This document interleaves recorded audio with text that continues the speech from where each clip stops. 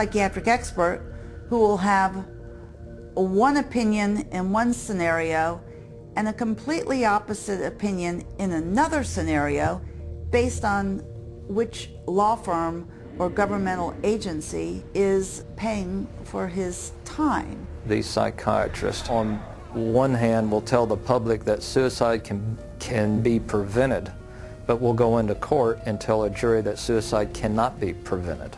And then once you show his prior inconsistent statements, you also show that he is paid very well by pharmaceuticals, then the jury says, you know what, we're not so sure about you because you just lied to us.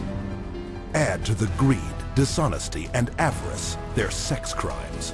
Accounting for only 6% of the physicians in the country, psychiatrists commit 1/3 of the sex-related offenses committed by doctors. It has happened so often that by the mid-'80s, the insurance companies who insure physicians across America started writing sexual claims out of the policies altogether. That's how common it was. The system was so broken that more than 25,000 complaints had been registered, but nothing acted upon. When a psychiatrist has a patient, a female patient, and abuses them sexually, there's a very high probability they'll get away with it. I've seen many cases where the mental health professional becomes very disturbed and is using very strange and odd treatments, and that can go on for many years with no one finding out about it because it's not very public. It's quite private. Things happen behind closed doors. Tragically, their sex crimes often involve children. Case in point, Dr. C. Markham Berry. On the surface, a well-respected member of his community. But all that shattered when he was arrested on child molestation charges. Van loads of child pornography were removed from his home, and the subsequent investigation uncovered his sexual abuse of former patients, boys aged 7 to 17, who he photographed and sodomized. All part of what the state called 50 years of Berry's rampant, undetected sexual escapades with children. This is not an isolated incident. It is the carefully masked character of the members of this profession. In every city, every state, every country, you'll find psychiatrists committing rape, sexual abuse, murder, and fraud. And as you will see, psychiatry's entire credibility depends on the biggest fraud of all.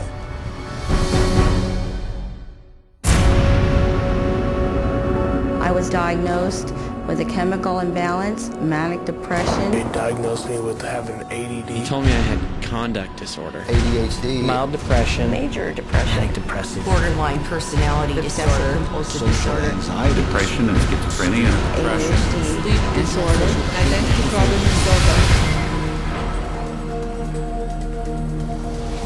There's no such thing as mental disorder. A mental disorder is whatever someone says it is, and if the person saying this is a mental disorder has enough power and influence, then people believe, oh, that's a mental disorder. But you can't have power or influence without credibility, so psychiatry manufactures its own. It's based on a grab bag of checklists for disorders that are published in a book called the DSM, which is the Diagnostic and Statistical Manual. There are no statistics in this book, by the way. That just makes it sound more scientific. They create this cluster of disease, and they get together and they vote. Is this a disease? All in favor say aye. It's marketed as a scientifically based document. Now, the American Psychiatric Association, which publishes the DSM, do a lot of work to create an aura of scientific precision around the DSM, but it's not scientifically based. Since the first edition of the DSM, the number of mental disorders voted into psychiatry's diagnostic manual has grown to 374. And with each new disorder, psychiatrists create yet another way to defraud the public. If you have 27 ways to bill in the DSM, that's 27 ways to bill.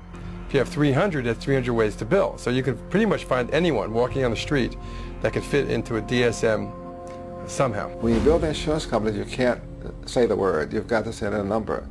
And they have numbers for the most ridiculous things, you know, like arguing with your mother or peeing in the bed. Adolescent rebellion disorder is an official psychiatric diagnosis. Arithmetic learning disorder is an official psychiatric diagnosis. General anxiety disorder is a recent diagnosis. For each one, there is a 5-digit code with a decimal point. Now, the implication of that is if I have illness 403.16, that's different in some important and scientifically proven way from someone who has 403.17. And nothing could be further from the truth. Incredibly enough, while presenting the DSM to the world as scientific fact, psychiatrists freely admit its utter lack of science.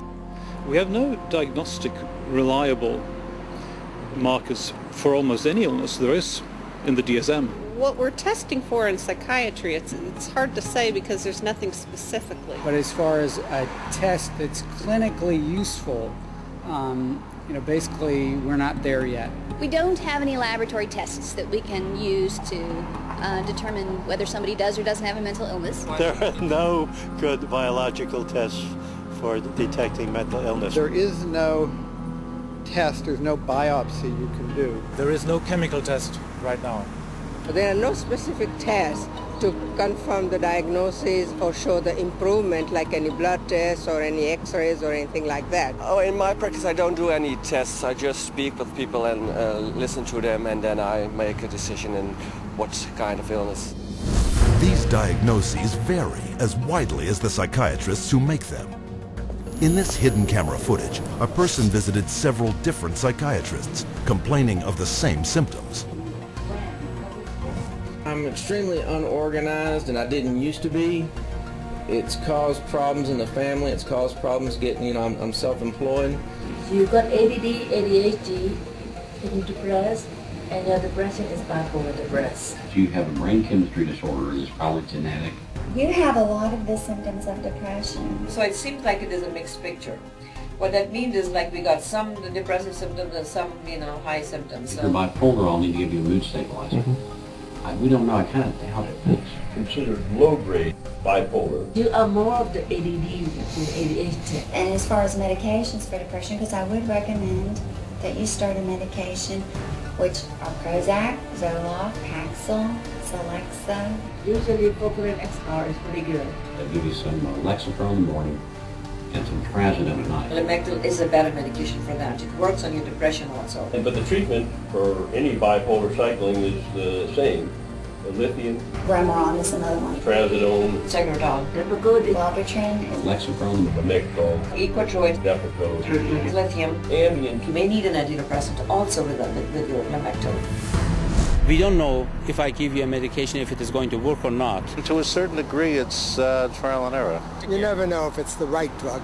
How many people have I cured? Well, there are no real cures right now in psychiatry. I have cured none of my patients. We're always challenged by our lack of knowledge. In fact, we don't know what the causes of mental illness are. Most mental illnesses, we do not know the cause. Of course, it would be nice to know exact reasons of disorders, but maybe in the future. I'm the Director of Research at the American Psychiatric Association. We don't know the etiology of really any of the mental disorders at the present time.